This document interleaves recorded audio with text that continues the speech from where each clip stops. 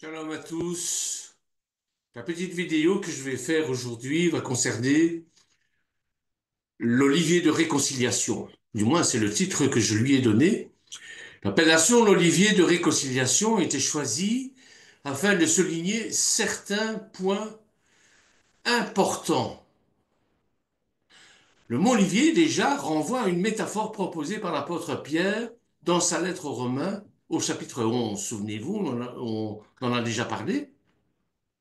En bref, l'olivier représente Israël, le peuple dont Dieu a suscité l'existence, avec lequel il a fait pour toujours alliance et à qui il a donné une vocation en faveur de toute l'humanité. Et dans cette métaphore en question, les croyants des nations sont comme une branche venue d'un olivier sauvage et l'Éternel greffe sur l'olivier franc qui est Israël. Or, au cours des siècles, l'Église s'est fallacieusement considérée comme une entité séparée d'Israël, comme une branche volant de ses propres ailes. Repenser et vivre les choses selon le dessein de Dieu, selon le dessein d'Élohim, impose à l'Église de se repentir, de se reconnecter avec le peuple juif. D'où le choix du mot réconciliation. L'olivier, je vous l'ai décrit, c'est l'image, c'est la métaphore d'Israël. Et la réconciliation, c'est parce que l'Église a voulu se couper de ses racines hébraïques. Enfin, la proposition vers la réconciliation. Vers pour signifier qu'on est en marche avec la réconciliation pour objectif. Alors le peuple d'Israël ne peut être comparé à aucun autre peuple, comme en témoigne notamment sa subsistance loin de sa terre durant près de 2000 ans. Le Seigneur Dieu a fait l'alliance avec lui pour se révéler à notre humanité. Israël est né de cette alliance par la foi à Abraham. Et à partir de là, une histoire sainte a été écrite. Une histoire sainte s'est développée, ce qu'on appelle en hébreu le Toldot, l'engendrement, la descendance, si on veut. Descendance, on a un Dieu d'Abraham, le Dieu d'Isaac et le Dieu de Jacob, qui est le même Dieu révélé à Moshe sous le tétragramme. Donc Dieu, Elohim, appelle, parle et suscite des événements surnaturels. Il protège, veille, guide et conduit Israël. Israël s'est retrouvé séparé des nations pour permettre au projet divin de s'accomplir.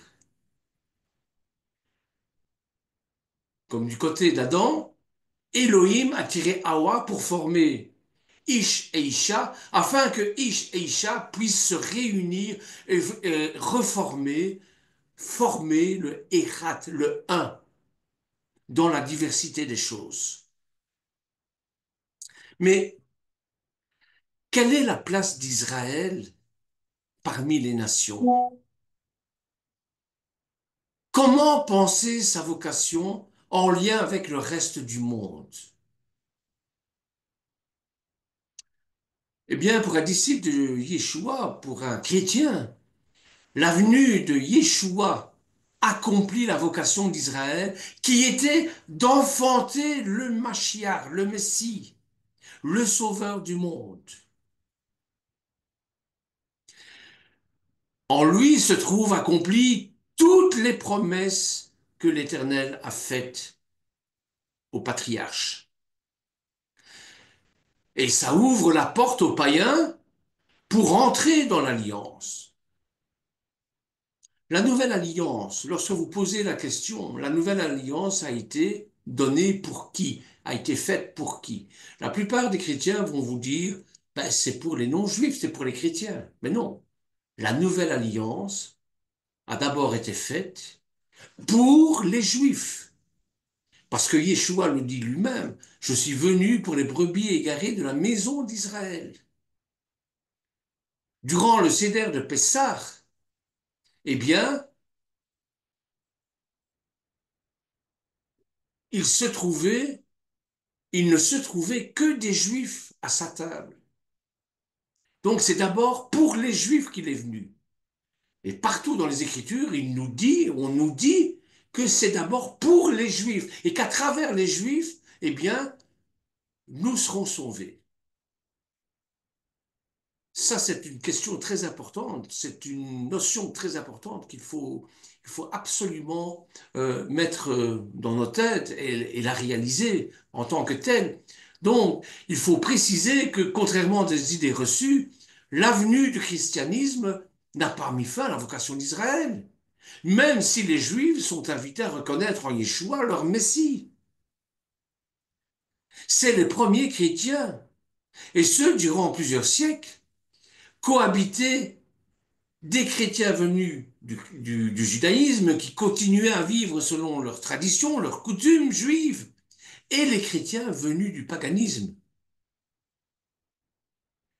Les décisions des apôtres décrites dans le Nouveau Testament, dans la Brit Hadasha, dans la Nouvelle Alliance ou dans l'Alliance renouvelée, ont porté sur le fait de ne pas imposer aux païens, aux non-juifs, la loi et les usages juifs. En particulier, la circoncision, bien sûr, mais non point sur le fait de faire disparaître la spécificité juive au sein de l'Église. Pas du tout. C'est pas ça le but. Nous, les Juifs dans la chair, pourquoi je dis dans la chair? Parce que nous avons cette alliance avec Abraham, qui est la circoncision. Et c'est le signe distinctif charnel de notre alliance. Donc nous, Juifs dans la chair, pratiquons encore la circoncision en signe d'alliance. Mais les non-juifs ne sont pas obligés de se faire circoncire la chair. Mais il nous est dit que la circoncision du cœur est pour tous, aussi bien juifs et gentils. Gentils dans le sens de non-juifs, bien sûr. C'est-à-dire que les non-juifs ne sont pas obligés de se faire circoncire. Vous voyez, de nombreux juifs sont circoncis dans la chair, mais pas dans leur cœur. Ce qui représente un problème, bien sûr. Parce que la Torah nous dit, cette spécificité avait vocation à rester une minorité, car Israël est un petit peuple, mais rien ne dit qu'elle devait s'éteindre. C'est la théologie du reste. C'est toujours le reste, l'oligarchie, si on peut employer ces termes-là, qui va sauver l'humanité. Et ce reste est résumé en un seul homme qui est Yeshua Mashiach qui est monté sur la croix.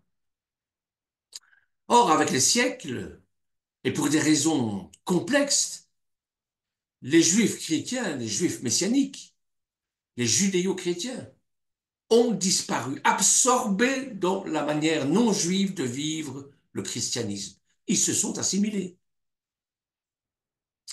C'est malheureux. C'est malheureux car c'est une composante essentielle de l'Église. J'aime pas parler d'Église parce que ça fait référence tout de suite à l'Église catholique. Alors je préfère dire la Kahal. Kahal, Keila, Kohelet, Veyakel, Vayikra, c'est-à-dire ce qui constitue l'ensemble des croyants en Yeshua. Donc, la composante essentielle de la Kahal, de l'Église, qui a été mise sous le boiseau, Et c'est comme une rupture partielle avec notre source. Et ça dénote une conception uniformisante de la spiritualité. Un modèle standard, si vous voulez, c'est l'Europe. C'est-à-dire, j'habite en Belgique, j'ai une culture belge, j'aime le steak frites salade, je suis bien sûr européen, mais le fait, la manière dont je vis ne correspond pas à l'idée qu'on se fait d'un Européen. Un Italien, c'est un Européen aussi. Mais lui, son stéréotype, ce sont les pâtes. Voyez? Le français, c'est la baguette et le fromage. Par exemple, hein, ce sont des exemples, bien sûr. Donc, la conception uniformisante de la spiritualité, c'est pareil. C'est-à-dire que, bon, euh, le chrétien, c'est celui qui, normalement, suit Yeshua. Mais vous avez un tas de dénominations, que ce soit dans les églises conventionnelles, comme l'église catholique, vous avez les Bernardins, les Capucins, vous avez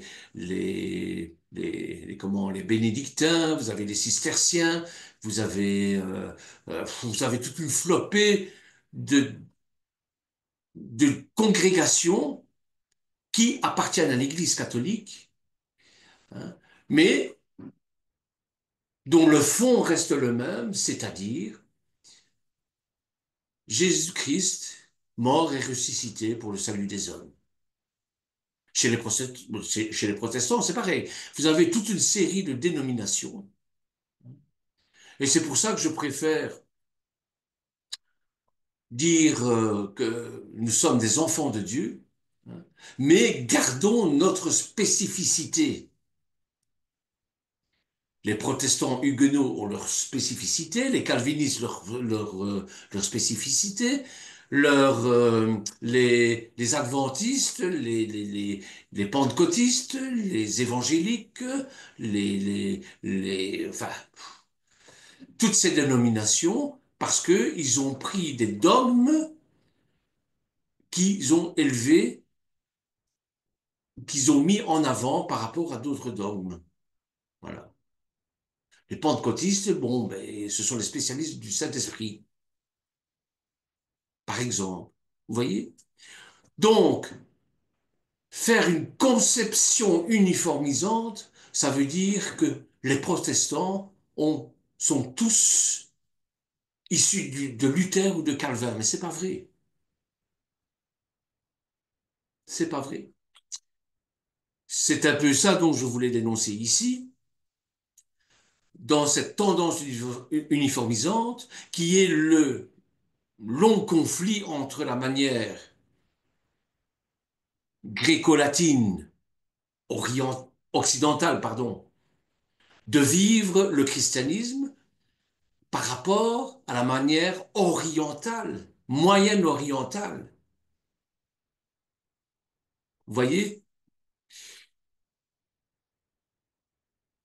Donc, ce long conflit entre la manière occidentale, gréco-latine et orientale, moyenne orientale, qui a abouti à un schisme entre les chrétiens et les juifs. Pourquoi? Parce que c'est deux conceptions différentes d'aborder la parole de Dieu. Désolé de le dire, mais c'est c'est parmi les Juifs, les Juifs sont le dépositaire de la parole de Dieu. C'est chez eux que la Torah a été donnée.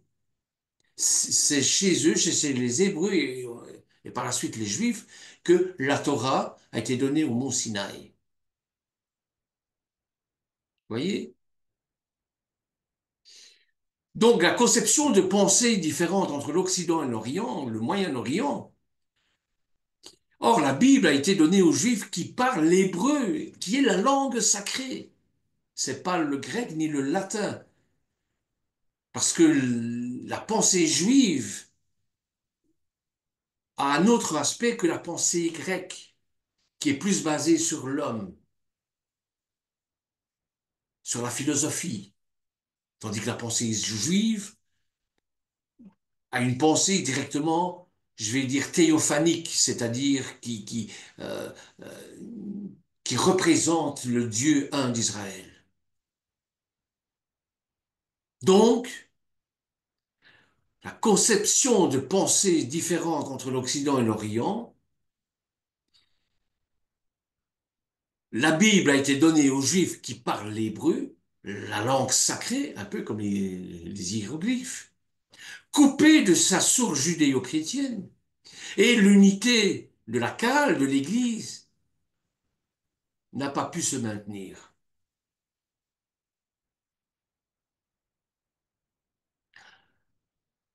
Au XXe siècle, de nombreux Juifs ont reconnu le salut en Yeshua Mashiach et ont donné naissance à ce qu'on appelle, à un mouvement qu'on appelle aujourd'hui les Juifs messianiques. On peut dire que c'est un courant chrétien important qui garde les usages juifs. C'est très heureux et ça permet une bouffée d'oxygène. Mais quelle est la place? Quelle place leur donner dans l'Église conventionnelle? Et le moins qu'on puisse dire, c'est que l'on tâtonne sur ce sujet. Aucun juif n'a pu vraiment accomplir la loi. Ça leur est reproché d'ailleurs. Ils sont donc tous d'une certaine manière comme les païens, comme les non-juifs. Mais l'Éternel a voulu solliciter la liberté et l'implication de ce peuple de l'Alliance pour préparer sur 2000 ans la rédemption. En fait, il faut voir que les nations trouvent chez les Juifs comme des ambassadeurs auprès de Dieu. Ils sont comme des bougies de nos églises, de nos kéhilas, de nos kéhilotes, pardon. Ils sont comme ces bougies qui témoignent auprès du Seigneur de notre relation avec lui. Chaque nation a ses anges gardiens pour lui donner une coloration particulière, un mystère particulier de Dieu à manifester. Quant à Israël, tous les anges protecteurs des nations sont ses gardiens.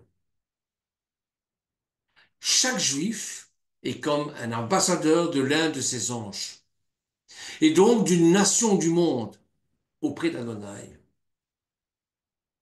C'est mystérieux et invisible, et ça ne se concrétise souvent pas par un lien visible avec une nationalité ou un pays. C'est pour ça que je parle de conception uniformisante. Comprenez? Mais c'est bien réel, car fondé sur des liens spirituels.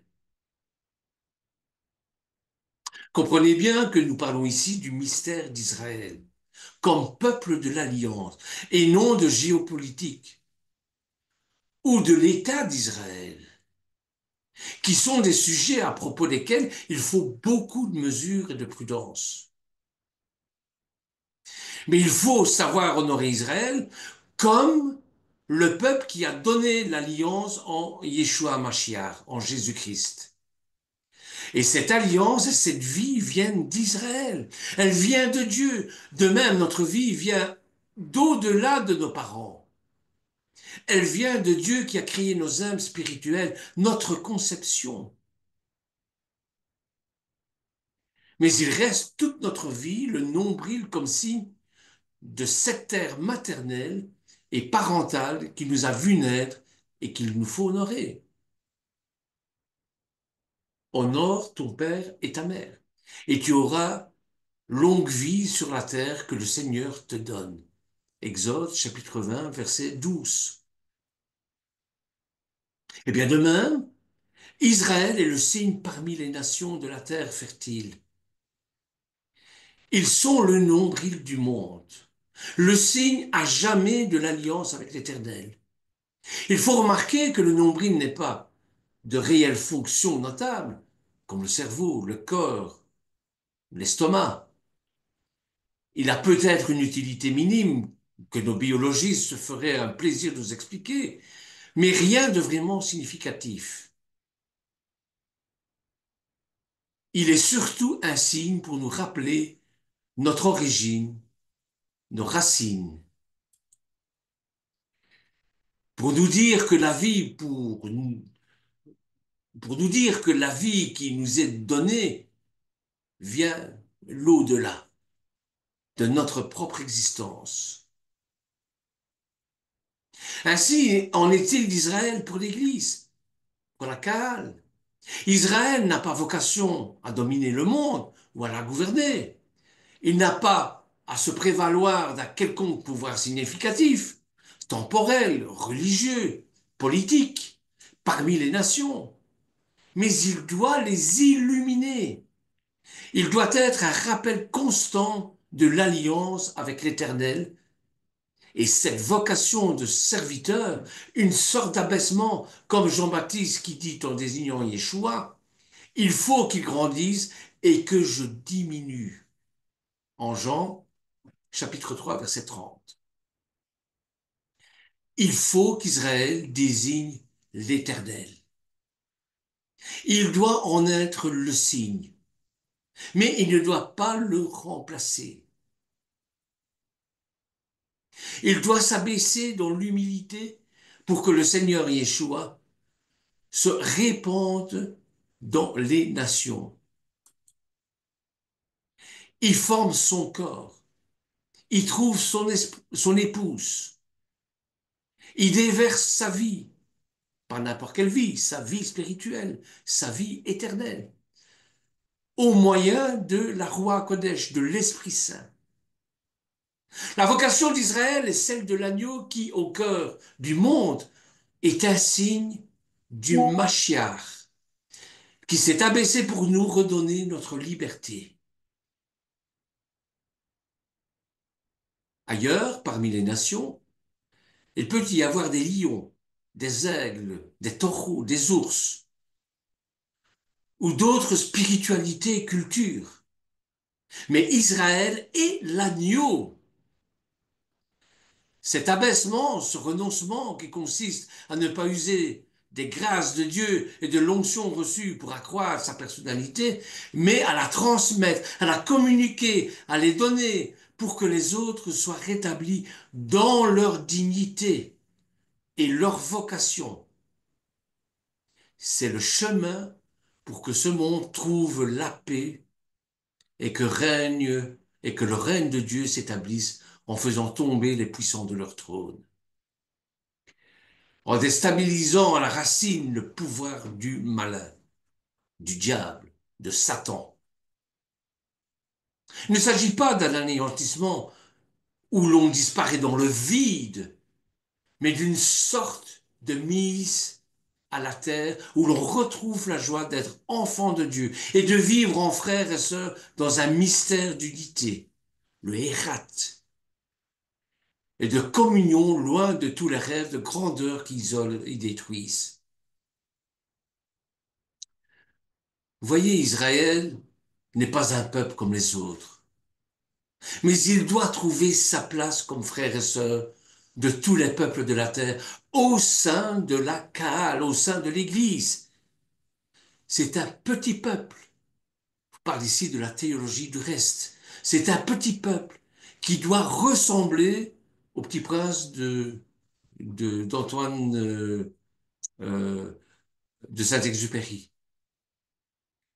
Un petit peuple mystérieux et avec une âme d'enfant qui questionne et interroge et nous ramène à l'humilité, à la vie, à l'amour, à l'essentiel. C'est ça, Israël. Moi, je suis né, je suis venu dans le monde pour une seule chose, rendre témoignage à la vérité.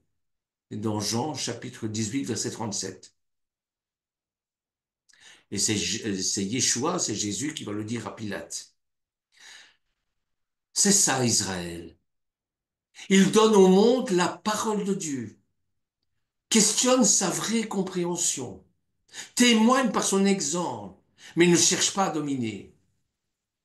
Et sa vocation est finalement accomplie quand, ayant transmis la révélation divine et aidé à en trouver le vrai sens, parce que c'est à travers Israël, c'est à travers l'hébreu qu'on peut découvrir le vrai sens en décodant, en décortiquant la Torah. Eh bien, sa vocation est finalement accomplie quand, ayant transmis la révélation divine, aidé à en trouver le vrai sens, il cherche juste à être l'un parmi les autres, tout en restant très différent. Nous croyons qu'à l'image de la communauté des nations, nos assemblées chrétiennes doivent comporter des personnes qui vivent cette spiritualité de l'agneau, la théologie de l'agneau. Je ne dis pas qu'elles doivent se faire juives, hein. J'ai jamais dit ça. Que chacun reste comme il est.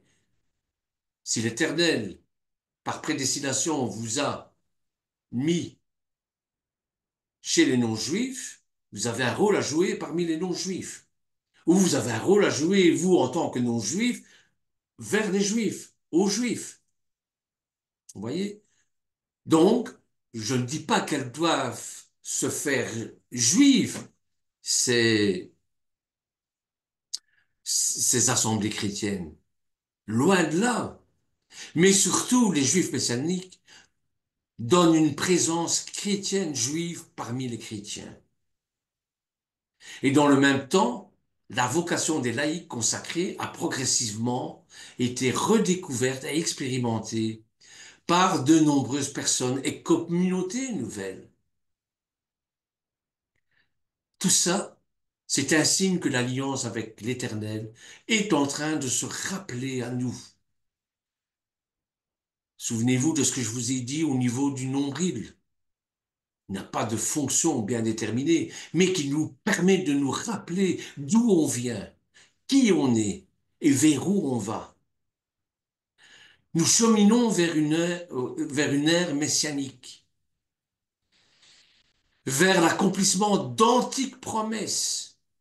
Ces promesses que Dieu a formulées dans le Tanakh, dans l'ancienne alliance, est toujours valable aujourd'hui. Nous cheminons vers un grand renouveau qui manifestera le projet de Dieu sur l'Église, sur la Kaal du Seigneur et sur le monde tel qu'on ne l'a peut-être jamais envisagé. Pendant, il faut être subtil dans la manière d'aborder ce sujet. Il ne s'agit pas de refonder le christianisme, de refaire un christianisme autrement. Le but, c'est pas ça. Car le Christ, le Mashiach, l'a très bien fondé. Mais il s'agit de s'apercevoir que l'Église ressemble aujourd'hui à une arche dont l'on n'aurait bâti qu'un seul montant, un seul côté. Et celui-ci vacille de toutes parts, peine à trouver son équilibre, semble se disloquer même. Un des nombreux signes de ça serait que le christianisme a surtout percé en Occident, en Europe et en Amérique, et peu en Orient, en Asie, en Océanie. Il s'agit donc d'aller poser sur la pierre de fondation du Christ le deuxième montant de l'Arche de l'Alliance, pour que l'Église retrouve son unité, le Hérat, le un dans la diversité, son équilibre, sa stabilité, pour qu'elle soit pleinement vivante et rayonnante. Un fait peu connu des chrétiens est que les Juifs attendent deux Messies, et non point un seul. Éphraïm est le casque de ma tête, Judas mon bâton de commandement, dira le psaume 59 au verset 9. Il y a le Mashiach ben David et le Mashiach ben Ephraim, le Mashiach ben Joseph ou le Mashiach ben Israël. Il y a le Messie de la descendance de David, de la tribu de Juda, qui est le vrai Messie, qui va restaurer le royaume sur terre et dans les cieux, qui règne durant le temps messianique. Mais il y a aussi le Mashiach ben Joseph, ou ben Israël, ou ben Ephraim, qui est venu il y a 2000 ans pour changer nos cœurs, pour pouvoir nous faire concitoyens justement de ce royaume que le même Messie de descendance davidique va instaurer sur terre et dans les cieux. Un chrétien, un disciple de Yeshua, un juif messianique, reconnaît Yeshua de Nazareth comme le Sauveur, comme le Mashiach. Il y a le Messie de la tribu d'Éphraïm, fils de Joseph. Et ce Messie ne doit pas nécessairement venir tout en tout dépend de la prière, bien sûr, mais il doit préparer la venue du Messie, fils de David, en changeant nos cœurs. D'ailleurs, les pères de l'Église ont pensé que cette figure était finalement aussi accomplie en Yeshua. Et oui, il est accompli en Yeshua. Et certains interprètent sa première venue dans la chair comme celle d'Éphraïm, et sa seconde dans la gloire comme celle de Yehuda. Toujours est-il que ce thème des deux Messies pose question. C'est d'ailleurs ainsi que l'on peut interpréter la question de Jean-Baptiste. Souvenez-vous, Jean-Baptiste est en prison, il envoie ses disciples auprès du Seigneur pour lui demander, es-tu celui qui doit venir ou devons-nous en attendre un autre? Jean-Baptiste ne doute pas que Yeshua, que Jésus est le Messie de la tribu de Juda. Il n'en doute pas, puisque c'est son cousin. Mais devrait-il y avoir aussi le Messie de la tribu d'Éphraïm? Et si oui, il devrait normalement venir avec Yeshua. Faut-il l'attendre aussi? Est-ce vraiment le Messie de Juda qui doit venir maintenant? Et Jean-Baptiste s'interroge. Il est compris que lui-même, comme précurseur, n'était aucun des deux Messies. Il l'a dit clairement. Et par ailleurs, il n'est pas de la tribu d'Éphraïm, mais de la tribu de Lévi. Et c'est par lui que Yeshua changera son sacerdoce,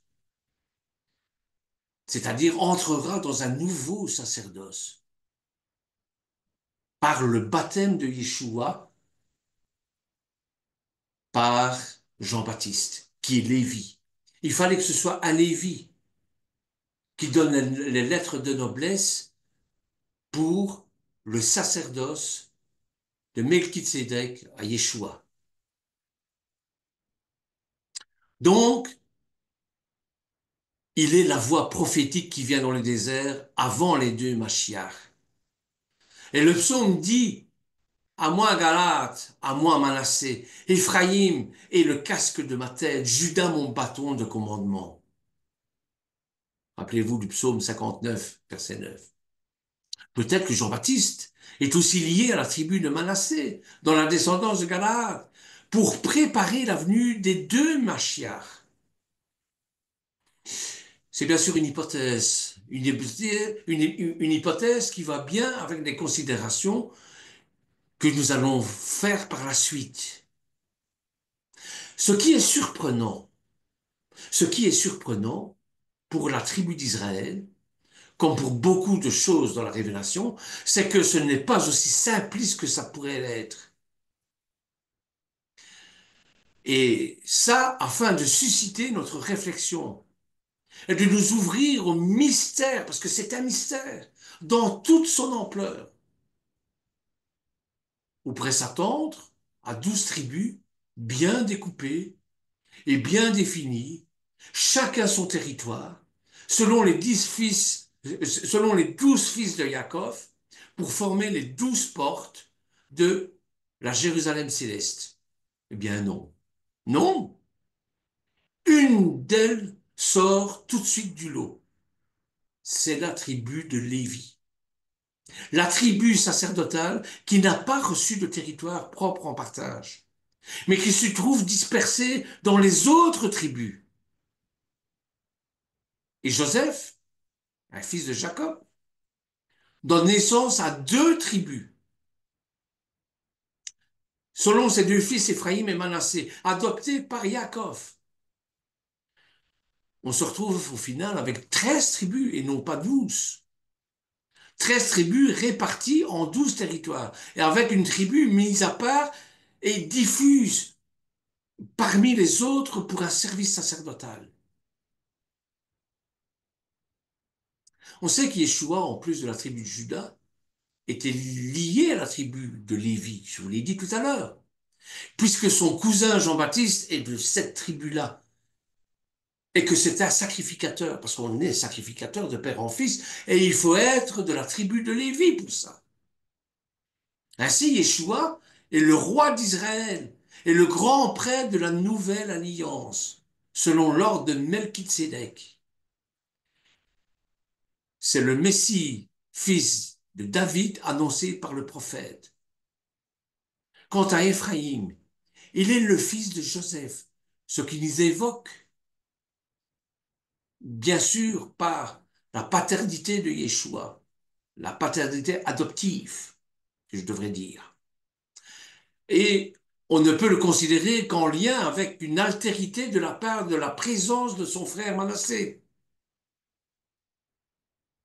Il est aussi de la génération d'après celle des 12 fils de Yaakov. Il vient après Judas. Le Messie Éphraïm est donc finalement dépendant de Yeshua. Et ma thèse, c'est que le peuple d'Israël est le Messie, fils d'Éphraïm, parmi les nations, pour préparer le temps messianique où le Messie, fils de Judas, va régner. Et c'est d'ailleurs une thèse courante dans le judaïsme que de penser que le Messie attendu est en fait le peuple juif tout entier. Israël et Éphraïm pour accueillir Yeshua, pour préparer sa venue. Sa spiritualité, comme nous l'avons décrit plus haut, est celle de l'agneau. Israël et l'agneau au centre du tableau du monde, comme la signature de l'auteur.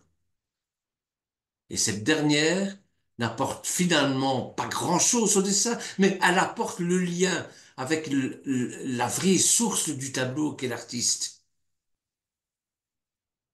Éphraïm est fils de Joseph, rappelons-le.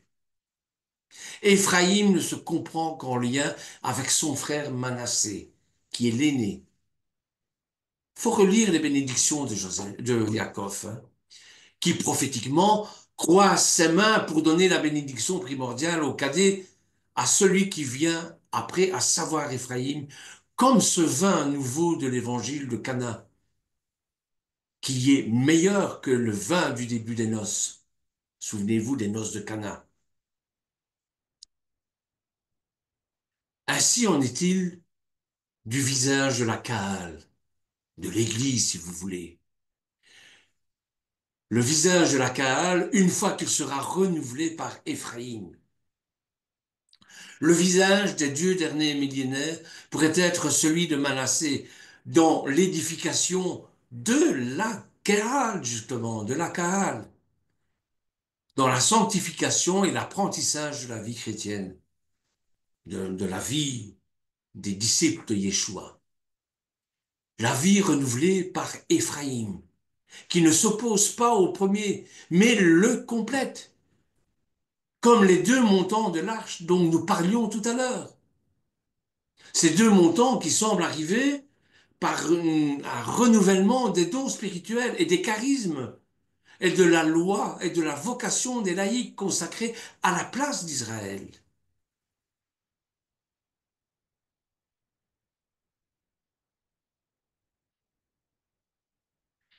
Il permet au règne de Dieu de se manifester.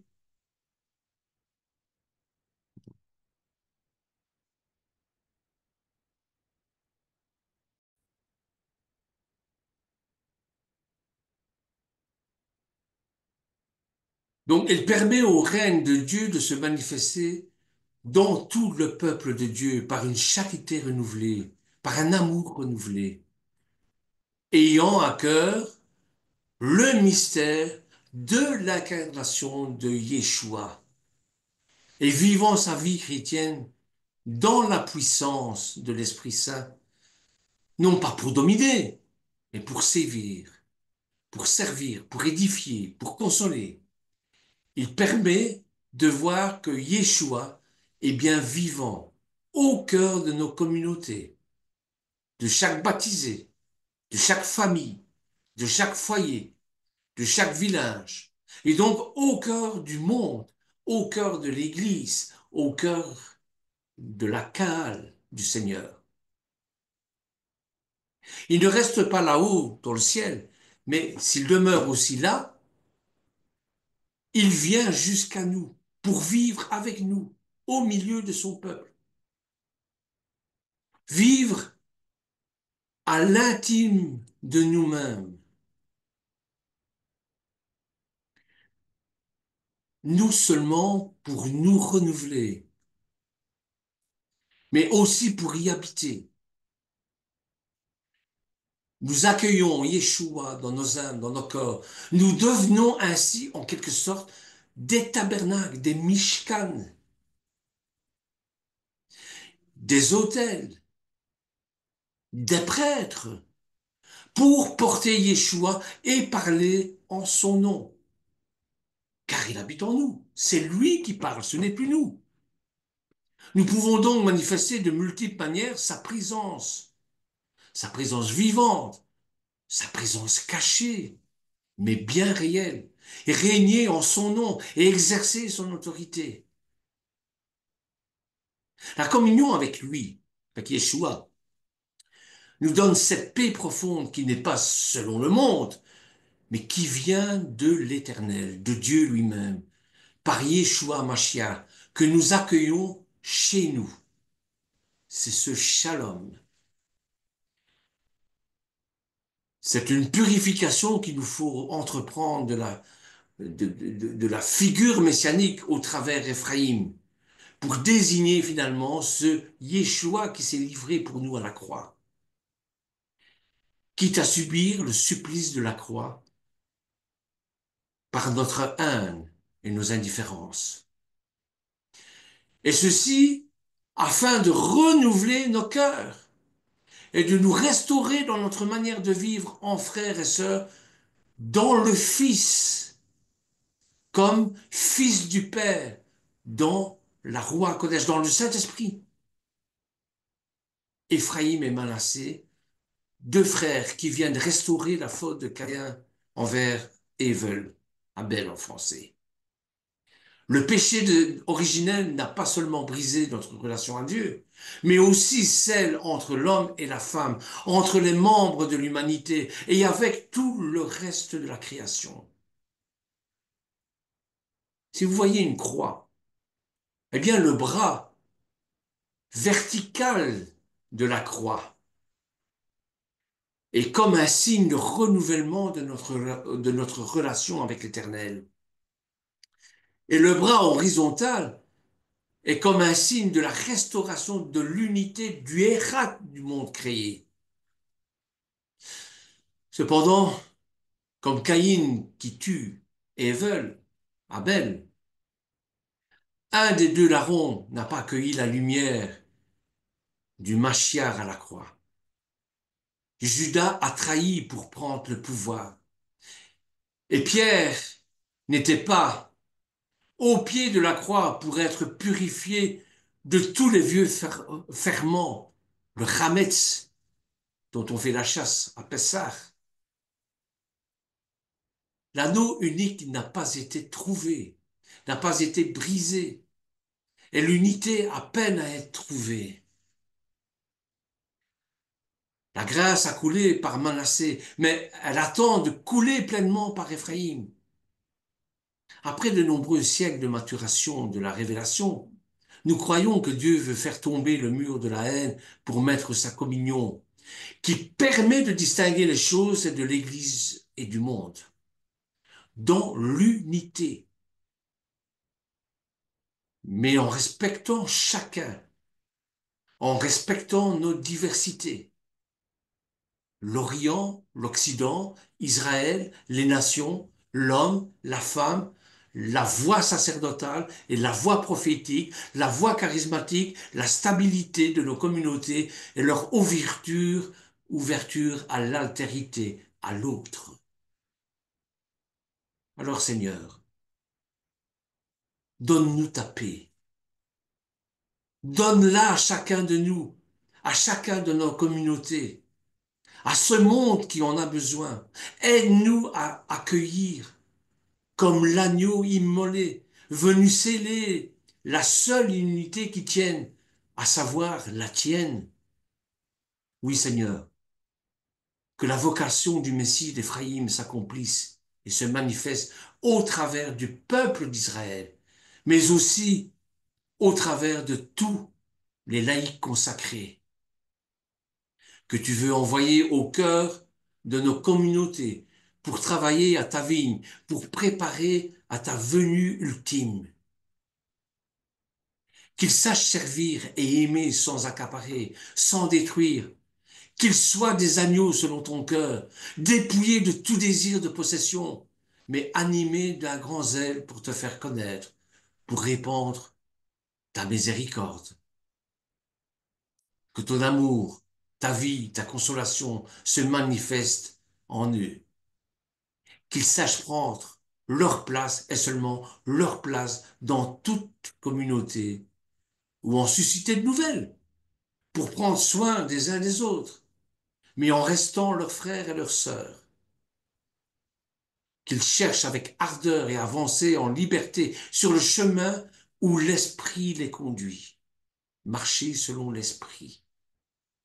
Qu'ils fassent que toutes les tonalités de l'Évangile, de la Brit Hadasha, soient vécues dans la cale. Que par eux, que par eux, ton règne vienne concrètement sur terre. Ce règne qui est déjà dans les cieux et qui en est le modèle. C'est ça dont le monde a besoin. Envoie, Seigneur, de tels ouvriers pour ta moisson. Envoie-nous le Messie Éphraïm. Amen. Ve Amen.